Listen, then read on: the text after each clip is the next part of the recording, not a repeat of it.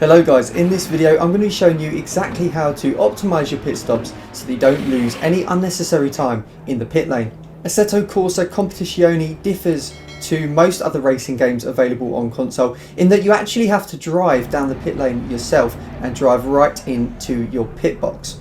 Therefore, it's absolutely crucial that you practice this before jumping into a race that involves a pit stop, otherwise you could lose an awful lot of time and maybe lose the race. Now, before we even enter the pit lane and before starting the race, we need to establish exactly what the pit stop requirement is for the race that we're doing. So there are a few different options here in regards to tyre changes, refueling and driver swaps. Now, if you're racing online, there won't be driver swaps as this is currently not available on console. So once you know the pit stop requirements, you need to head to the fuel and strategy section of the setup. And this enables us to set the tyre pressures for the tyres that are going to be going on the car during the pit stop, and you can make sure that these are the same as the tyres that are on the car for the start of the race, so that when you're in the race on track you can adjust as necessary. So you can adjust when you're on track the tyre pressures so that they, if one of your tyres isn't getting up to the right pressure, you can adjust that so that in the pit stop you'll have a bit more pressure in that particular tyre. You can also adjust the amount of fuel you want to add to the car during the pit stop. If there's no refueling allowed though, this will be greyed out in the options menu. You can also set which brake pad type you would like on your car during the pit stop. However, I highly recommend not changing your brake pads during the stop because it will just take a lot of time. Finally, you can set alternate strategies. So if you switch the number pit stop to 2, you can choose a different tyre set, add different pressures to the tyres, so you could plan for some sort of eventuality that the temperature was going to get cooler, or you could add a wet strategy with the wet tyre and the correct pressure set for that tyre. Make sure you keep one eye on the weather forecast and also make a note of what time the race starts. An evening race is likely to get cooler as it goes on, a morning race is likely to get warmer as it goes on.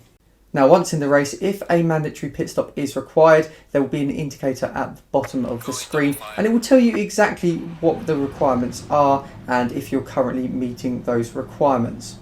In this particular race, we need to do a driver swap, tyre change and refuel, and we have to do it within a specified pit window. At the moment, the tyre change is the only one written in green, so we need to go into the MFD and adjust the fuel and driver swap options so that we also meet those requirements. Once the pit window is open, we will receive a notification and the pit stop requirements will now all be in green, meaning that we can pit this lap if we wish to do so. Just remember, on the MFD as well, you can also adjust the pit strategy option. So if it had started to rain, for example, and pit strategy number 2 had the wet tyres, you would want to switch over to that so that everything is already preset for you. Now, make sure you practice the pit lane entry for any track, as you can gain a lot of time and also lose a lot of time here. You must be in first gear to select the pit lane limiter. So if you're in second, it won't engage, and that gives you a big risk of speeding in the pit lane, and if you speed in the pit lane you can get a nice big penalty and obviously lose a lot of time.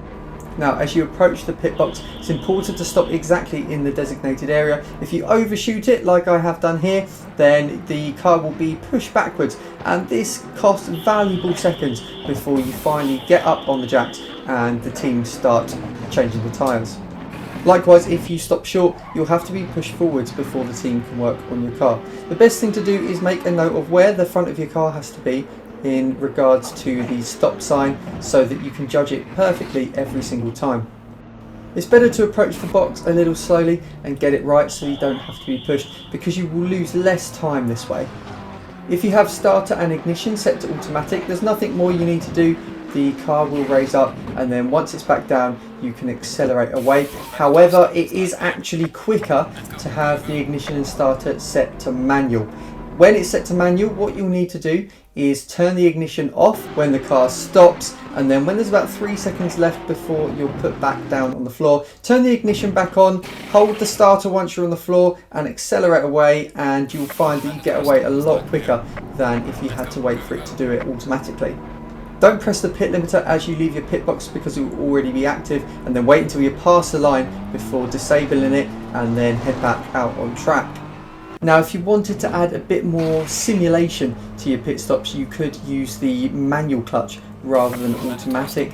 However, the risk of stalling leaving your pit box is very high, and if you do this, that could be a race over. So personally, I'd advise against using a manual clutch just for this reason. If you want to be competitive, it's better to eliminate that risk. Now, thanks for watching, guys. Let me know in the comments if you found this video helpful, and also let me know if you've had difficulties in the past with your pit stops on this game. If you don't subscribe to the channel, then please do so, because it really helps to motivate me to make more videos just like this, and I will see you again very soon.